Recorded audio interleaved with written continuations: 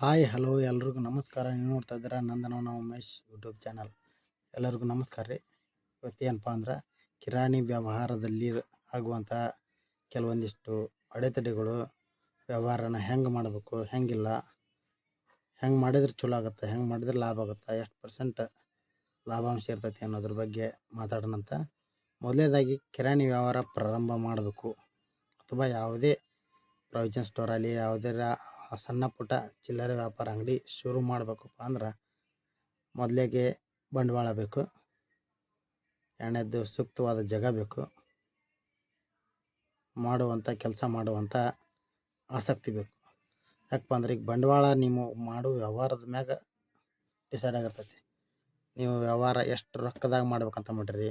ಏನು provision store ಅಂದ್ರೆ 10-20 ಸಾವಿರ ರೂಪಾಯಿದಾಗ ಆಕತಿ, 80,000 ಲಕ್ಷದಾಗ ಆಗುತ್ತಾ, 10 ಲಕ್ಷದಾಗ ಆಗುತ್ತಾ. ಹಂಗತಿ ನೀವು ಮಾಡೋ ವ್ಯವಹಾರ ಯಾವ ಮಟ್ಟದಾಗ ಐತಿ ಅಷ್ಟು ಬಂಡವಾಳ ನಿಮ್ಮ ಕಡೆ ಐತೆ ಇಲ್ಲ, ಫಸ್ಟ್ ಅದನ್ನು ಮಾಡ್ಕೋಬೇಕು. ನೆಕ್ಸ್ಟ್ ಎರಡನೇ ಲೆವೆಲಿಂದ ಅಂದ್ರೆ ಜಾಗ ಸೂಕ್ತವಾಗಿರ್ಬೇಕು. ಈಗ ಒಂದು ಕೋಟಿಗೆ ಜಾಗ ಅಂತಾರಲ್ಲ, ಹಂಗತೆ ಸರ್ಕಲ್ನಾಗರ ಆಗಲಿ ಎಲ್ಲರ ಆಗಲಿ ಒಂದು ಸ್ವಲ್ಪ ಜನದಟ್ಟಣೆ ಇರುವಂಥಲ್ಲಿ ಅಂಥ ಸರ್ಕಲ್ನಲ್ಲಿ ಅಲ್ಲಿ ಆದ್ರೆ ಜಾಗ ಸೂಕ್ತವಾಗಿರ್ಬೇಕು. ರೋಡ್ ಕ್ರಾಸ್ ಆಗಿರ್ತಾವಲ್ಲ ಅಂತಲ್ಲಿ ಚಲೋ ಆಗತ್ತೆ. ಅವನ್ನೆರಡು ನೋಡ್ಕೊಂಡಿದ್ಮೇಲೆ ಮತ್ತು ಅದಕ್ಕೆ ಬೇಕಾದಂಥ ಬಿಲ್ಡಿಂಗ್ ನಿಮಗೇನು ಬಾಡಿಗೆ ಸಿಗ್ತಾವೋ, ಏನು ನಿಮ್ದು ಯಾವುದಾದ್ರೂ ಸ್ವಂತ ಐತೋ ಬಾಡಿಗೆ ಐತೋ, ಇದಕ್ಕಂದ್ರೆ ರೆಂಟ್ ಇದ್ರೆ ಎಷ್ಟು ರೆಂಟ್, ಬಾಡಿಗೆ ಎಷ್ಟು, ನೀವು ಮಾಡೋ ವ್ಯವಹಾರಕ್ಕೆ ಅದು ವರ್ಕೌಟ್ ಆಗುತ್ತಾ ಇಲ್ಲ ಅದನ್ನು ಸ್ವಲ್ಪ ನೋಡ್ಕೋಬೇಕಾಗತ್ತೆ. ಇದು ಸ್ವಲ್ಪ ನೋಡ್ಕೊಂಡು ನಿಮ್ಮ ಬಂಡವಾಳ ನೋಡಿಕೊಂಡು ಸ್ಥಳ ನೋಡಿಕೊಂಡು ವ್ಯವಹಾರ ಬಿಸ್ನೆಸ್ ಸ್ಟಾರ್ಟ್ ಮಾಡ್ಬೋದು. ಒಳ್ಳೆಯದಾಗತ್ತೆ. ಸ್ಟಾರ್ಟ್ ಮಾಡೋರಿದ್ರೆ ಮಾಡಿರಿ. ಈಗ ವ್ಯವಹಾರದಾಗ ಅಂದ್ರೆ ಹಲವಾರು ರೀತಿ ವ್ಯವಹಾರ ಅದಾವೆ. ಈಗ ಹಳ್ಳಿ ಲೆವೆಲ್ ಹೆಂಗೆ ಮಾಡೋಪ್ಪ ಅಂತಂದ್ರೆ ಏನಪ್ಪ ಅಂದ್ರೆ ಈಗ ಕಿರಾಣಿ ಅಂಗಡಿ ಅಂತಂದ್ರೆ ಕಿರಾಣಿ ವ್ಯಾಪಾರದ್ದು ಒಂದು ಬೇರೆ, ಕಂಪ್ಯೂಟರ್ ಸೆಂಟರ್ ಅಂತ ಬರ್ತೈತಿ, ಆನ್ಲೈನ್ ಸೆಂಟರ್ ಬರ್ತಾವೆ, ಮತ್ತು ಒಳ್ಳೆ ಬುಕ್ ಸ್ಟಾಲ್ ಬರ್ತೈತಿ, ಪಂಚರ್ ಶಾಪ್ ಬರ್ತಾವೆ, ಟೀ ಅಂಗಡಿ ಬರ್ತೈತಿ. ಅಂಥದಕ್ಕೆ ಅವ್ರವ್ರಿಗೆ ಬೇಕಾದಂಥ ಬಂಡವಾಳದ್ದಾತು, ಅವ್ರವ್ರಿಗೆ ಬೇಕಾದಂಥ ಪ್ಲೇಸ್ ಆತು. ಈಗ ಸ್ವಲ್ಪ ಕಂಪ್ಯೂಟರ್ ಸೆಂಟ್ರು ಸ್ವಲ್ಪ ಫೋಟೋಗ್ರಾಫರ್ ಇಂಥವೆಲ್ಲ ಒಂದು ಸ್ವಲ್ಪ ಮೇನ್ ರೋಡ್ ಬಿಟ್ಟು ಸ್ವಲ್ಪ ಒಳಗಿದ್ರು ಯಾರಾದರೂ ಹೋಗಿ ಮಾಡ್ತಾರೆ. ಈ ಕಿರಾಣಿ ವ್ಯವಹಾರ ಆಯ್ತು ಒಂದು ಸ್ವಲ್ಪ, ಮತ್ತು ಅಲ್ಲಿ ಪಾನ್ ಶಾಪು ಈ ಥರದ ವ್ಯವಹಾರಕ್ಕೆ ಸ್ವಲ್ಪ ರೋಡ್ ಸೈಡ್ ಬೇಕಾಗತ್ತೆ. ಯಾಕಂದ್ರೆ ಕಾಣಬೇಕು, ಅಂಗಡಿ ಐತಿ ಗೊತ್ತಾಗಬೇಕು ಅಂತಂದು ಆ ವ್ಯವಹಾರ ನೋಡಿಕೊಂಡು ವ್ಯವಹಾರ ಪ್ರಾರಂಭಿಸಿದ್ರೆ ಚಲೋ ಆಗತ್ತೆ.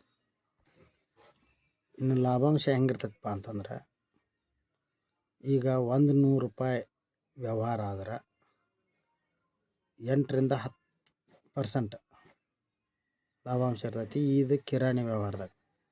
ಮತ್ತು ಒಳ್ಳೆ ಜೆರಾಕ್ಸ್ ಅಂಗಡಿ ಅವಿದ್ರೆ ಸ್ವಲ್ಪ ಪ್ರಾಫಿಟ್ ಹೆಚ್ಚಿಗೆ ಇರ್ತೈತಿ. ಮತ್ತು ಒಳ್ಳೆ ಫೋಟೋ ಶೂಟು ಇಂಥದ್ದು ಆ ಅಂಗಡಿ ಇದ್ರೆ ಅದು ಸ್ವಲ್ಪ ಪ್ರಾಫಿಟ್ ಹೆಚ್ಚಿಗೆ. ಪಂಚರ್ ಶಾಪ್ ಅವಿದ್ರೆ ಅದು ಪೂರಾ 80% ಪ್ರಾಫಿಟ್. ಅಲ್ಲಿ ಏನಿದ್ರಿ ಶ್ರಮ ವಹಿಸಿರ್ತಾರೆ, ಅದಕ್ಕೆ ತಕ್ಕ ಪ್ರತಿಫಲ ಸಿಗ್ತೈತಿ. ಹಂಗತೆ ಅವ್ರವ್ರ ವ್ಯವಹಾರ ತಕ್ಕ ಅವ್ರವ್ರ ಪ್ರಾಫಿಟ್ ಇರ್ತೈತಿ. ನೀವು ಮಾಡುವಂಥ ವ್ಯವಹಾರ ಎಂಥದೈತಿ ಅದನ್ನು ನೋಡಿಕೊಂಡು ಅದ್ರ ಮ್ಯಾಗ ನೀವು ಪ್ರಾಫಿಟನ್ನು ಲೆಕ್ಕಾಚಾರ ಹಾಕ್ಬೋದು. ವ್ಯವಹಾರ ಮಾಡೋಕ್ಕಿಂತ ಮುಂಚೆ ವ್ಯವಹಾರ ಮಾಡೋಕ್ಕಿಂತ ಮುಂಚೆ ಅದ್ರ ಬಗ್ಗೆ ದೀರ್ಘವಾಗಿ ಗೊತ್ತಿರಬೇಕು. ಹೊಳ್ಳಿ ಯಾವುದೇ ಬಿಸ್ನೆಸ್ ಆಗಲಿ ಯಾವುದೇ ವ್ಯವಹಾರ ಆಗಲಿ ಮಾಡಿದ ಮೇಲೆ ಗಟ್ಟಿಯಾಗಿ